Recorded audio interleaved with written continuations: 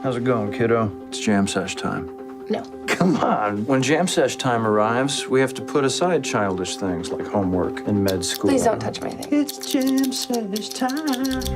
I have to close the shop. I'm sorry, Frank. I held off on raising the rent as long as I could. I mean, it's time. My girl starts UCLA in the fall. You can't make your heart feel like what? Just a bunch of words. I want it that way. They want what? What way? I'm sorry, are you bringing up the Backstreet Boys? It's actually a pretty good song. We don't always get to do what we love, so we need to love what we do. I never realized that was your secret. Yeah. You've been trying to start a band with me since I was like 12. We're not a band. We're not a band. I like it. I don't want to be in a band. And even if I did, I'm not going to be in one with my dad. Hearts beat loud. They I always do. get that wrong. They're a plural heart. From writer, yours and mine, Alonzo. Yeah, I tell you, all of and us. Yours. From writer-director Brett Haley. It's about the flick, Christy Hi. Alonzo. This movie premiered at Sundance, so now it's opening. This movie is totally charming. Please go and find it. And the music is great. It reminded me of John Carney movies. Not quite as great as Once, maybe not quite as great as Sing Street, but in that same kind of vein of people for whom music is a connective force and a transformative force, and it sort of organically, naturally sprouts from their lives. So Nick Offerman owns a record store in Red Hook in Brooklyn, which is an area, Brooklyn that for a long time was very industrial and has gotten gentrified and hip, and he can no longer afford the rent on his record store. Kiersey Clemons is his daughter. It is the last summer before she goes off to school at UCLA, and he doesn't want her to go, and he's sad that she's leaving, and so he increasingly tries to cajole her into performing with him. He used to be in a band, which is how he met his daughter's late mom, and music is really important to him, not just to play, in his store, but to perform. And so he and Kiersey Clemons have this lovely chemistry where they kind of peck away at writing songs, and then they kind of accidentally become an actual band through the course of the film. And it's lovely and not at all realistic in terms of how life turns out. And it's got a cavalcade of quirky supporting characters who may not feel like real people, but they're still kind of charming to be around. I wish you guys could see Alonzo's face when I'm talking. He's the worst liar. He can, and I'm like this too. Like, I can never hide how I'm feeling. We're not playing poker. Alonzo's whole face here is like, look, really? I'm glad you mentioned John Carney from the jump, because this whole movie I'm thinking, it's John Carney light. this is not Begin Again. This is not Once. This is not Sing Street. This is not. But you it know? is in that vein. It wants to be. It wants to be real hard. Catchy. The songs are really, yes. The songs are okay. Keegan DeWitt wrote the songs. I love these performers, and I didn't buy them for a second. No? No. Kiersey Clemons? No.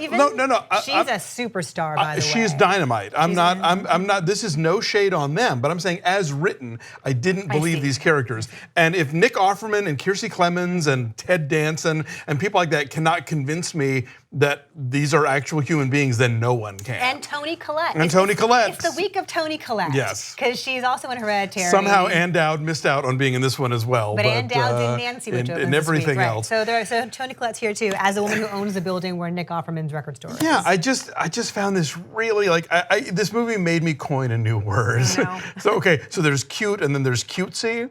This movie is sweetsy. Is it? Yeah, so?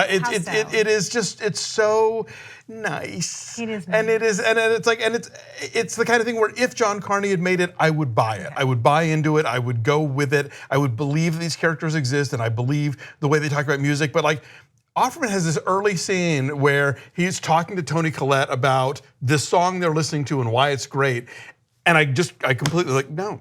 I don't believe this conversation. I know people who are into music, and I know how they talk about music, and I don't believe this exchange of dialogue. So what? So like it dips its toe and it doesn't feel convincing, like it's not authentic? Is that what you're saying? It just, yeah. I mean, Brett Haley, he just did The Hero, which I also didn't particularly care for. I did like I'll See You in My Dreams just because I love Blythe Danner, and she so rarely gets, to be #1 on the call sheet. She's in this one too. She plays Nick Offerman's mom. But like, he just makes these movies that are just so, I don't know. They're these kind of white bread fantasies, and there's nothing wrong with that per se, but I just don't buy them the way he spins them. There is a kindness to his characters, perhaps to a fault.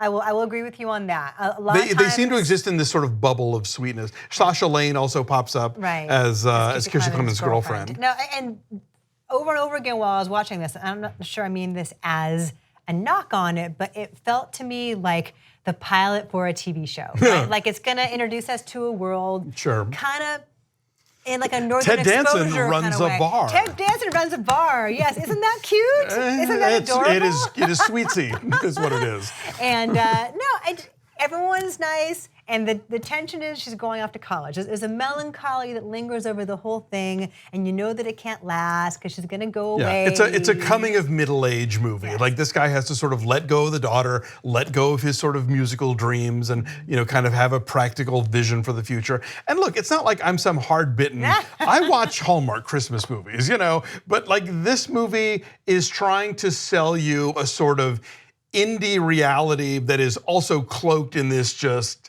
kind of smarmy fakeitude, and it didn't play for me. I think if you have an ounce of cynicism in your body, which I ordinarily do myself. I have a pound. Yeah, I mean, you kind of have to go with the nicey nice nature of this place, or you don't, or you don't. Or you don't. And you didn't, Yeah. and that is okay. It is kind of charming. If you want nice and charming, that's what this is. So I'm saying 8. I said, what did I say? You said 6. I said 6. Yeah, and look, I love Sing Street and Begin Again. I love those movies, and you could point to them and say, well, how could you like that and not this? And I just think that's what the Carney movies are what this movie desperately wants to be. That is the gold and standard. is not. Right. So if those movies didn't exist, then you'd be super into Hearts Beat Loud. I might be kinder to it, maybe, but they do. All right, our number is a 7. It's at 95% on the tomato meter from people who have hearts of their own. Maybe. Bye.